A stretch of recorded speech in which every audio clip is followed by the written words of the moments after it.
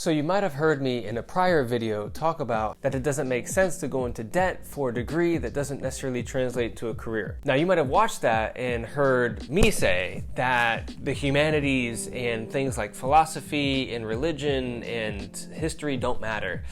But please, let me finish. I'm really happy for you. I'm gonna let you finish. To be clear, I love the humanities. I teach in the humanities. I teach religion and philosophy, and so there's great value in the humanities. What I'd like to do in this video is talk about why the US institutions still need us.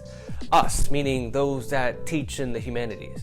Why we still matter, and why we probably matter more than we have in previous times. So the late David Foster Wallace, one of the great English writers that we have from the last 100 years, in his famous commencement speech to Kenyon College in 2005, he spoke about the value of a liberal arts education, and that being in an institution like that afforded one the ability not just what to think, but how to think, and the importance of getting to choose what to think about. So here's the thing, a university education, whether it's in business, finance, pre-med, in law, all of that will do a great job of teaching students what to think.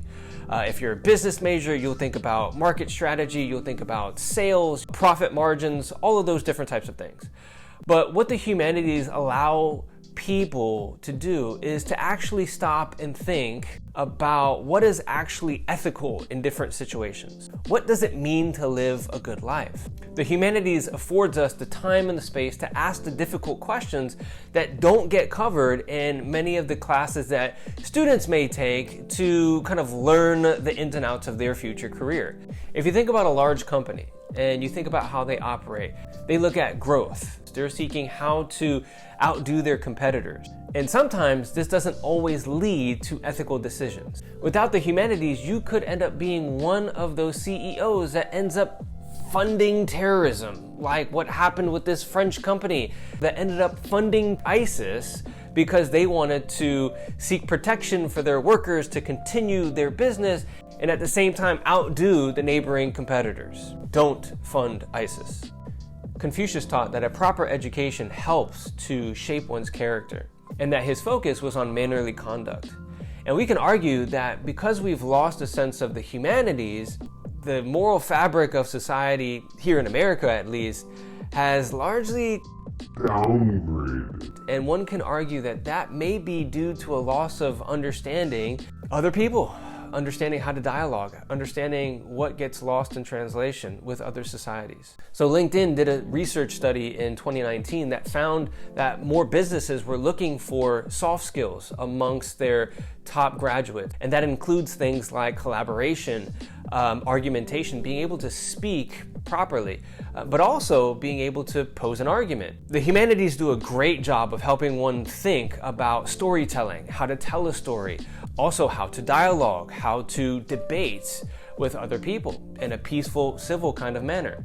Take for instance, I teach courses in world religions, and I can argue that religious literacy should be one of the focal points in one's education. To be a global citizen means being aware of other cultures, contexts, peoples, religions, and even the way that they operate. According to our recent census in 2020, we're seeing that we're becoming more diverse as a people, which means that people are coming from other parts of the world carrying with them their own beliefs, their own religions, their own ways and ideologies, and even their own political persuasions. In our classes, we focus on how religion matters and also how religion impacts how people think, the way people operate in society, how people vote. And so all of those things really matter and are critically important in terms of how we understand and how people believe and act. To be illiterate on things like religion means that it opens up space for stereotypes to be made amongst people that they don't really know, where that ignorance can lead to prejudice. And according to Benjamin Marcus of the Freedom Forum Institute, it can also lead to destruction. It could lead to violence. It could lead to things like anti-Semitism or Islamophobia. All of those things can be really tied with a religiously literate education, of which we're lacking not just in our grade schools, but also in our colleges and universities. Now, don't hear me say that everybody should get a degree in the humanities. That's not all what I'm saying. All I'm trying to say is that many of these career paths could be benefited by introducing a humanities course within that, like philosophy or ethics or religious literacy. But besides all that, let me give you 3 quick points of how humanities really do change lives. Firstly, humanities help spark inspiration. If you think about the greatest artists that we've come across, the Leonardos, the Michelangelos, poets and playwrights and directors and actors, you think about the ways in which they've impacted us on screen, in paintings, through music, through performance. They help to spark inspiration. They help us to bring about the best of what humanity, what we humans have to offer. I remember this YouTube video by the actor Ethan Hawke that gave us a quick TED Talk about what it means to create during the time of the pandemic. And he was giving us license and an invitation to go ahead and create. Those are the times that make us most alive. You don't have that without the humanities. Humanities doesn't just help problem solving and how to think instead of what to think. They also do a great job of sparking the best within us to come alive in whatever field we feel like we're gifted in. The second way humanities help is that it helps us to understand other people.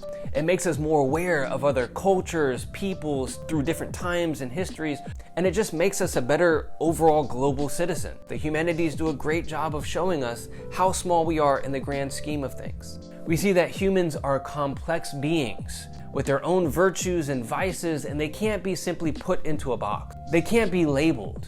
In this era of cancel culture where we're quick to label somebody and dismiss them, what humanities offer us is a glimpse of how to see people in all of their complexity, all of their beauty and brokenness, and give a pause instead of quickly passing judgment. The third thing humanities offers us is the ability to see complex situations. They help us to make the best decisions for us in a given space and time. When we think about Kierkegaard and Plato and Aristotle and Nietzsche and John Stuart Mill, all of these folks that greatly contributed to helping us to understand life in all of its moral, ethical dimensions. Through the great playwrights, we're able to see different moral dilemmas presented to people and how they responded. If you think about history and all the ways in which civilization has done beautiful things and not so beautiful things, it helps us as a people to move forward, understanding not to repeat the mistakes of our ancestors and to do the very things that helped push humanity forward. We don't get that without the humanities, without philosophy, without history. All of those things help us to make the best decisions for our families, in our neighborhoods, in our communities, in our societies. So there you have it, all the ways that humanities help us and why you need us. So what I'll do in the description is link a few books that help people get introduced to humanities, and books that I found to be really helpful in terms of how the humanities help us. So there you have it. I hope you found this video helpful. As always, if you did, I would love it if you liked and subscribed. It would help us to get more content out to more people.